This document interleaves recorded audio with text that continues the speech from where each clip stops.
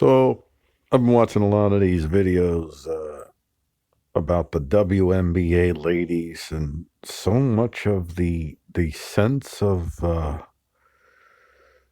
of entitlement that these ladies have or seem to have, not understanding the privilege that they actually possess. These ladies are privileged enough to be able to play a sport that they love to play, I'm assuming, and they get paid more than most teachers get paid, certainly. They get paid 80 plus thousand a year to play and train for, I think it's 24 games, and then the playoffs is 4 games, or 2 games, maybe. I don't know, or 3 or 4. I don't know what it is, but it's not more than 28 games. Now, they're not millionaires, but a lot of these ladies, they actually can make tons of money. And I'm not talking about the ones that have to go overseas and make money, because there's plenty of them. But the best of the best of these ladies will be able to make money on advertising, on opportunities, because there's a lot of incentive out there to highlight the WNBA ladies, because they match the whole narrative of they really want to prove that men and women are equal. And even if it means lying, even if it means trying to pass off a crummy sport as something that we should like, or we're freaking misogynists. And I'm watching this sport, and I'm going to tell you, it's garbage. I can't watch a game in completion. It is so freaking garbage. Now, I'm not a huge basketball fan, but I do like basketball. I'm not huge, but I've definitely been able to watch plenty of men's basketball. Now, interestingly enough, I am able to watch college women's basketball at the college level.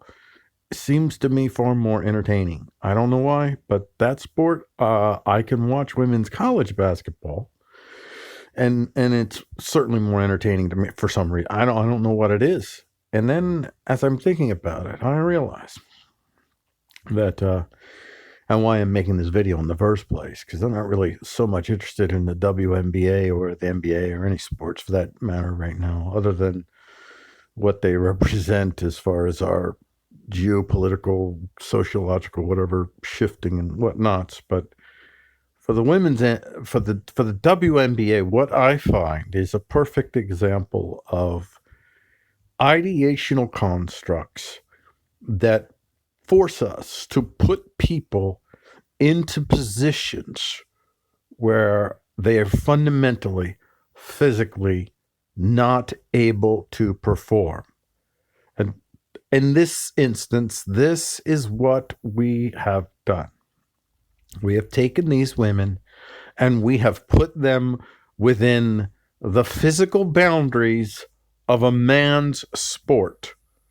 And we expect that to look as entertaining as a sport that's was designed for men by men. They didn't think about women until much later. Maybe, I don't know how many, 20 some odd years later, whenever they first started, but certainly quickly women would want to engage. But most of the early developments, this was a man's sport. Now, I don't mean to say that basketball is inherently a man's sport. I mean the particular dimensions of the game you see today in the NBA, with the basketball hoop being the height that it is, and the rim and the ball size and the dimension of the court. And the ladies, they have all of the same dimensions of a man's sport, sans the smaller ball. They do have a smaller ball. And they're playing in a sport that's fundamentally emerged from the physicality of the male. Now, you look at a sport like the MMA. And the MMA is really, really fascinating, because the MMA is a very new sport. It really begins in earnest to be developed in the early 90s. And in the early 90s, Hoist Gracie could beat 300-pound lugs, and he was a 180-pound, 190-pound He was a jiu-jitsu guy, BJJ, Brazilian jiu-jitsu guy. And now Royce Gracie would even though he dominated early on, he would totally get his ass kicked. Early on, women were a part of this sport because even before MMA became around, there were already some women that were engaged in boxing, or engaged in karate and judo. And so there were already women that were in this world before MMA ever emerged. And MMA as a sport form, it seems to me that the men and the women have managed to find two. I mean, there's a lot of overlap, just like what I'm about ready to get to, as far as what I think maybe what women's basketball might look like for the physicality of the female. Women on the main, what you won't see from women is generally as many dynamic, lightning strike, quick knockouts. But as far as like you see slugfest, you'll see slugfest. Women can slugfest, men slugfest, and honestly, they're in that sport, within that dimension. The women, I mean, when you see two men slug each other, it is more vicious, and in that sense, I use this phrase relativistically or subjectively, and I don't necessarily. It is more enjoyable to watch the viciousness. It's more vicious. So I think the men have a slight edge there. But there is a place where women absolutely, to me, they dominate to such a high level that I enjoy watching the women play fight in MMA better than I do the men. When it comes to what women can do on the ground with jiu-jitsu, that is a form. You look at two women going against each other, that is a form where those ladies, they move in ways that men just can't even imagine. That physical, they excel.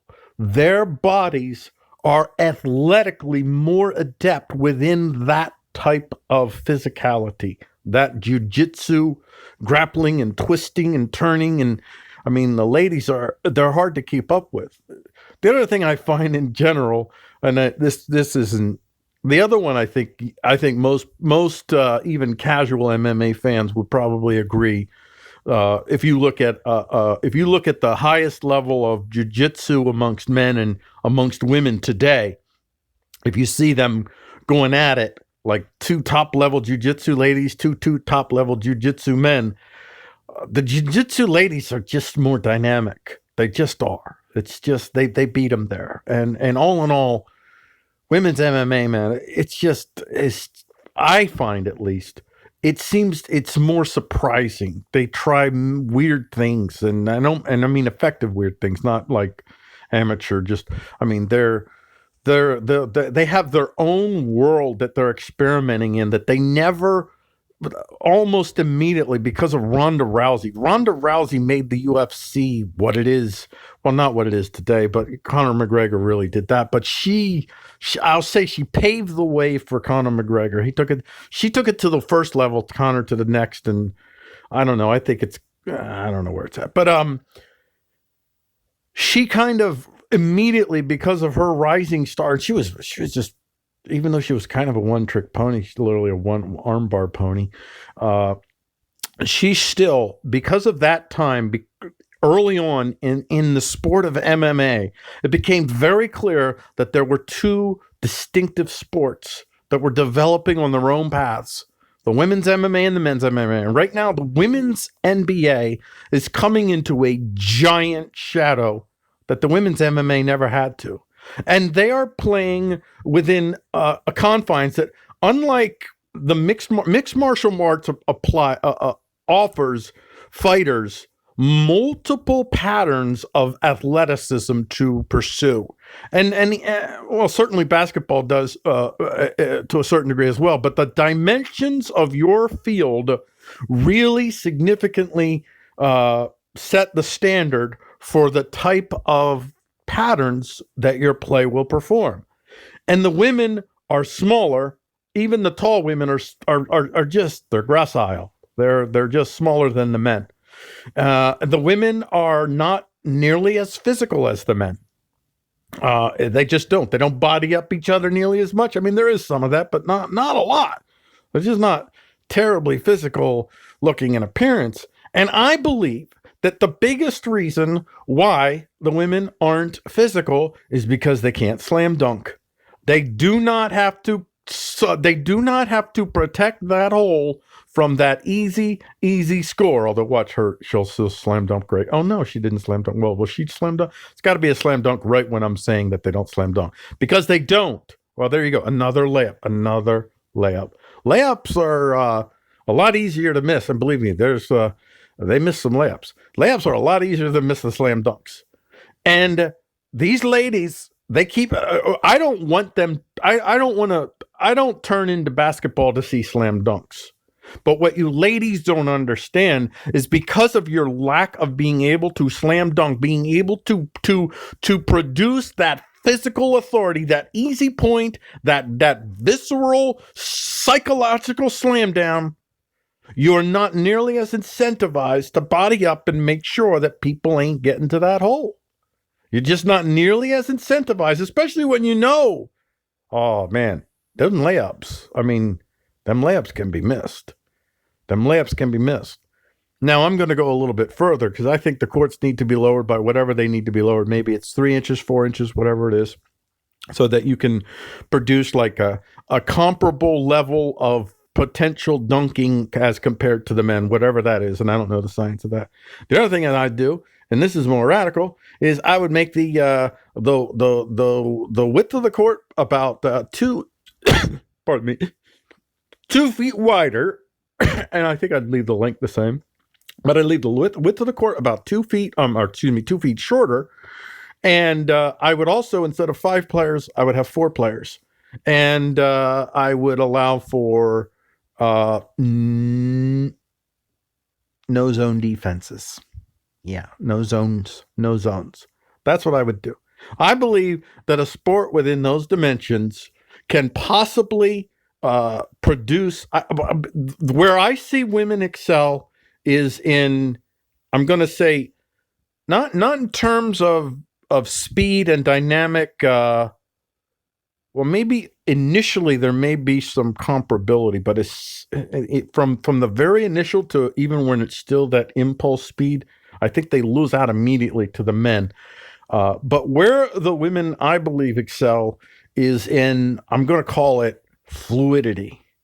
Women, I mean, and I'm only basing this on my observation of the MMAs. That is it. That's only, I'm not extrapolating. This is not some deep psychological anything, but this is purely, I'm just talking athletics. Women in the MMAs, for instance, they demonstrate a much, I think, a more complex fluidity.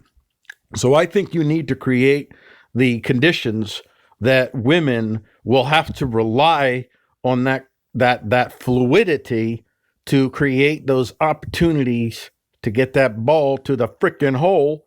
And then if you can get the ball to the hole, you're going to open up those outsides and drop them threes.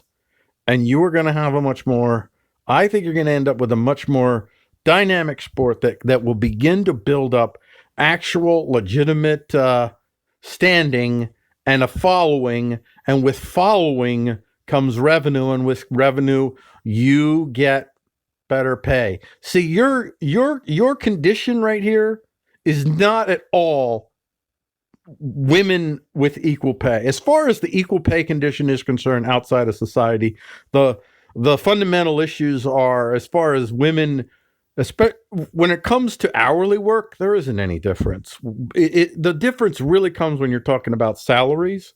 And I do believe one of the reasons why salaries there is probably a disparity where men can be in the same positions when they probably are making more money. It's just because men are just more assertive. And I don't necessarily believe that that's the reflection of the physical differences between us. I think that there is some difference, but I don't think the difference is as pronounced as our sociocultural habits have kind of helped to reinforce. And in part, seeing women excel in sports and become sports hero is one way that women get those social cues early on that it is okay to be assertive.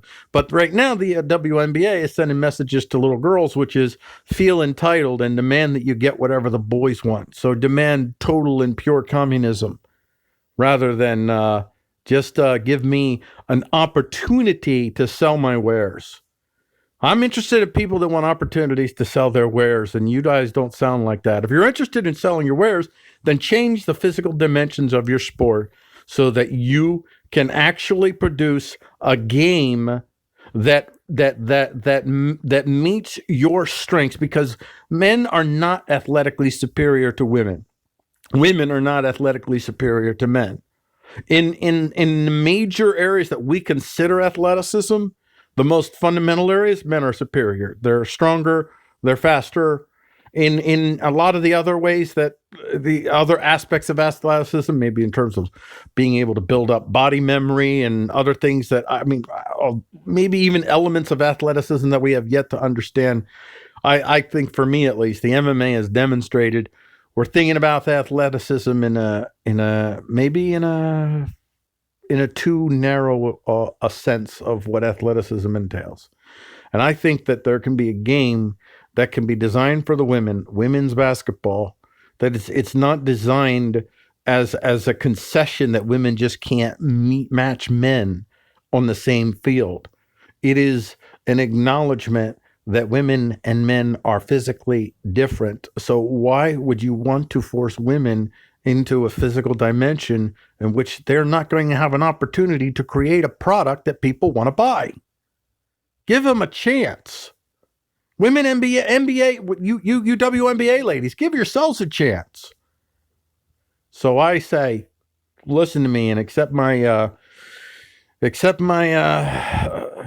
my suggestions to change your league for the good. Remember, 4 players, not 5. Another thing 4 players will do, it'll make sure that you have a higher quality of high quality players on the court at any one time as well. So there you go. I'd love to see a 4 player basketball game in the dimensions where you're 2 feet less wide, and your basketball court is whatever lower dimension the ladies need it to be so they consistently dunk. And there you have it.